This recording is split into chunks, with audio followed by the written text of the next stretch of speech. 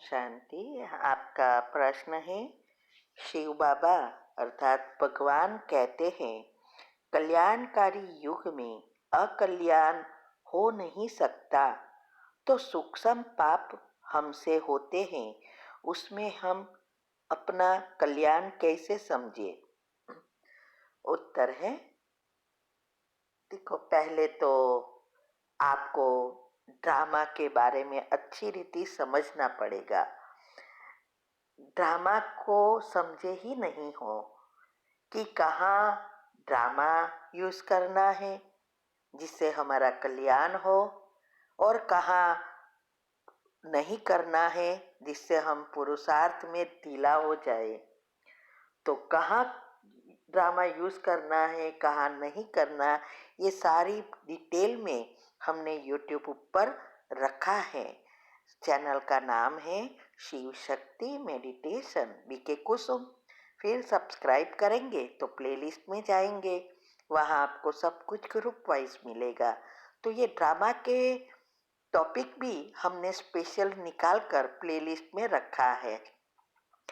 तो उसमें बहुत गुह्य राज रखे हैं, क्योंकि जब हम ज्ञान में आए तो इस ड्रामा पर ही हमारी बहुत बहस चली ही, और उसमें से हमने ड्रामा को समझने का पुरुषार्थ किया और बाबा ने टचिंग देकर ड्रामा को अच्छी रीति समझाया और औरों को समझाने के लायक बना दिया। तो आप पहले ये सारे टॉपिक को अच्छी रीति सुनकर समझो और ड्रामा को फिक्स करो अपने आपके माइंड में कि ड्रामा क्या है, भाग्य क्या है, पुरुषार्थ क्या है, सब अलग अलग है। तो सूक्ष्म पाप में कभी कोई कल्याण नहीं होता है और ही हम नीचे गिरते हैं। बहुत बड़ा पुरुषार्थ की झोली में छेद है। इस पापों से बचने के लिए तो बुद्धि का उपयोग करना पड़ता है। सूक्ष्म पाप तो हमारे आलस्य, अलबेलापन, देह अभिमान और अज्ञानता से बनता है। हम ज्ञान में आए फिर भी अज्ञान है, इससे बड़ा कौन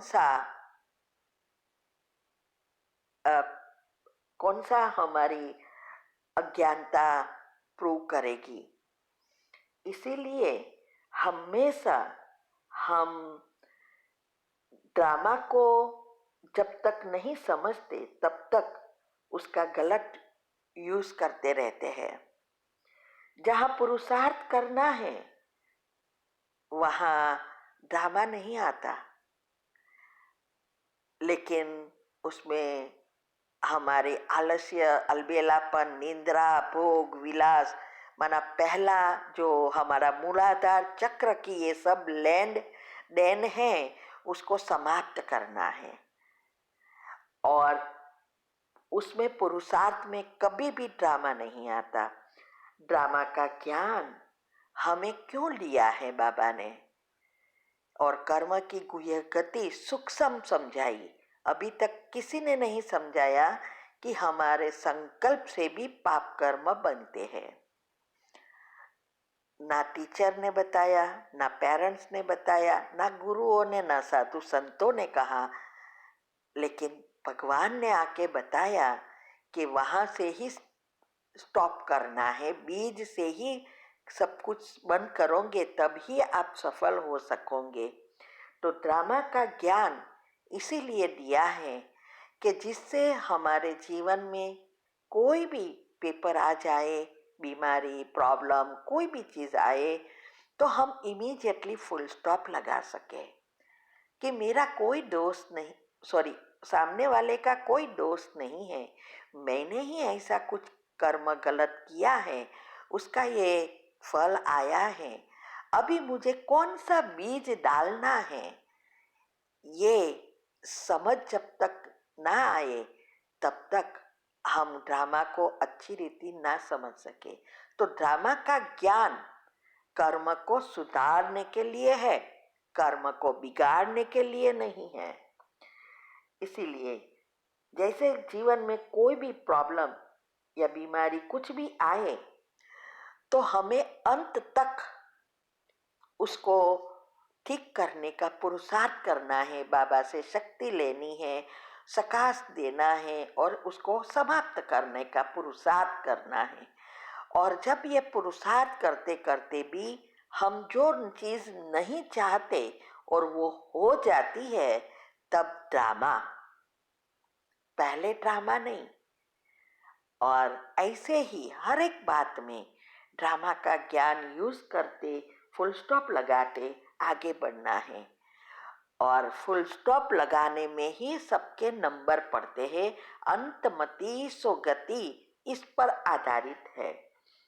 तो जब हम ड्रामा कल्याणकारी समझकर संकल्प में फुल स्टॉप लगाते हैं, तब हम कर्म बंधन से, माना नए कर्म बंधन से बच जाते हैं, पुराने को खत्म करते हैं और कर्म संबंध का बीज डालते हैं। इसीलिए ड्रामा का ज्ञान दिया है। कर्म को सुधारने के लिए आलस्य, अलबेलापन जो भी है, विकार है, वो सब से जो भी हमारे बुरे कर्म होते हैं, और इससे बचने के लिए यूज करना है। अगर हम वो भी करते रहे और बुद्धि क्लीन एंड क्लियर नहीं करते हैं, तो ड्रामा पहले यूज कर लेते हैं, तो उसमें कोई कल्याण नहीं है। तो वो तो ऐसा हुआ जैसे हम गड्ढा खोलते ही रहते हैं और वो जितना हम खोदते हैं उतना ही वो ऊंडा होता जाता है और हम उसमें गिरते ही जाएंगे। इसीलिए अगर आगे बढ़ना है तो इस ड्रामा के राज को अच्छी तरह समझकर पुरुषार्थ में यूज कर आगे बढ़ना है और सूक्ष्म पापों से हमेशा बचो। ये सूक्ष्म पाप ऐसे है जो पता भी नहीं पड़ता कि मेरे से पाप हो रहा है। फिर हम सोचते हैं कि इतना पुरुषार्थ करती हूँ, सब कुछ करती हूँ, फिर भी क्यों मेरा पुरुषार्थ दिखाई नहीं देता, क्यों आत्मा शक्तिशाली नहीं बनती? क्योंकि ये छेद इतना छोटा है लेकिन गहरा होता है। ठीक है, ओम शांति। आपका प्रश्न है, हमारा योग ज़्यादा नहीं है, हिसाब किताब का खाता बहुत ज़्यादा है, हम एस्ट्रोलॉजर के पास जाके इलाज करा सकते हैं, पाप तो नहीं बनेगा? क्योंकि मेरे ब्रदर को भी प्रॉब्लम था, उसने उसको उससे ही ठीक किया। और वो कहता है कि हम एस्ट्रोलॉजर के पास जाए, और भले ही ये सब करेंगे कोई फायदा नहीं ऐसा कहते हैं, पर जॉइंट फैमिली से दूर जाना है जिससे मैं टाइम निकाल कर योग कर सकूं। क्या ये सही होगा? उत्तर है, देखो, पहले तो ये एस्ट्रोलॉजर में बिलीव करना ना करना वो खुद के ऊपर आधारित है। हमने बहुत सारे टॉपिक रखे हैं कि वास्तव में ये सब क्या है, और कभी कभी हम उसमें फंस भी जाते हैं। तो हमारे ऊपर आधारित है कि हम कैसे बिलीव करते हैं। हम तो कभी भी इस बातों में पहले से भी ज्ञान में नहीं थे, तो भी नहीं मानते हैं। इसीलिए आपको जाना है तो जा सकते हो, कर सकते हो, इसमें हम कोई अभिप्राय नहीं दे सकते। हर एक का अपना अपना डिसीजन है। दूसरा, योग लगाने के लिए ऐसे टाइम की राह देखोगे तो कभी नहीं होगा कि जॉइंट फैमिली से अलग हो जाओ और फिर योग लगाओ। ये कैसे हो सकेगा? पहले तो आपको जहाँ है वहाँ शुरुआत करनी है, दिनचर्या मनचर्या सेट करनी है। चलते फिरते भी कर सकते हो, हमने कई सारी अलग अलग विद्या बताई है, तो जिससे आपका मन परिवर्तन होना शुरू करे, तब आप फैमिली के लिए करोगे और अलग रह सकोगे। बाकी अलग कैसे रहेंगे? और उसके साथ भी तो हिसाब किताब है ना।